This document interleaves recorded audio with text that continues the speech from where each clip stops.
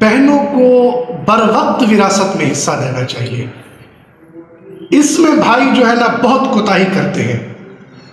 اب دیکھیں شرعی طور پر ایک آدمی کا اگر انتقال ہوتا ہے، آپ اس کی تدفین کر کے جب گھر پہ آتے ہیں تو شرعی حکم ہے کہ اس کا جو ترکہ ہے اس کی وصیت کے مطابق اس کا قرض اتار کر اس کو جو ہے آپ تقسیم کریں۔ اب ہمارے ہاں کیا ہوتا ہے، اب شرعی حکم میں نے آپ کو بتا دیا۔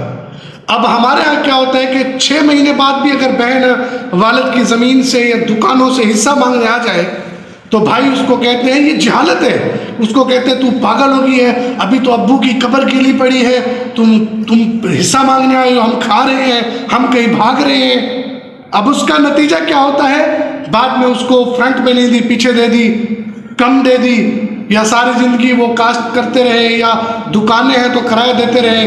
بہنوں کو آخری عمر میں دی جب ان کے کسی فائدے کی نہیں ہے، اور بڑھاپے میں بھائی جو ہے نا الزام ایک دوسرے پہ ڈال رہے ہیں، کہتے جی اس بھائی نے نہیں دی، بڑے نے نہیں دی، بڑا چھوٹے پر الزام ڈال رہا ہے۔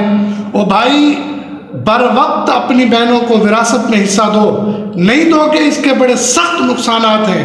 تبلیغی جماعت کے امیر مولانا نظر الرحمان صاحب کو کسی نے شہد آ کے ہدیتاً دی، انہوں نے پوچھا کہ کہاں سے لائے ہو؟ بولا حضرت تمہارا اپنا باغیچہ ہے، وہاں سے لایا ہوں۔ حضرت نے فرمایا کہ تمہارے باپ نے یا تم نے اپنی بہنوں کو وراثت میں حصہ دے دیا ہے؟ اس نے کہا حضرت نہیں دیا ہے۔ حضرت نے کہا میں یہ قبول نہیں کرتا، کیا تم یہ جو شہد اتار کر اپنے باغیچے سے لائے ہو، کیا تم نے اپنی بہنوں سے اجازت لی ہے؟ نہیں لی، اس لیے یہ میرے اوپر حلال نہیں ہے۔ فریقین کی باہمی رضامندی سے میرے پاس نہیں آئی۔ بہنوں کو بر وقت وراثت میں حصہ دیں، اللہ کے غضب سے بچیں۔ اللہ ہمیں اس پر عمل کی توفیق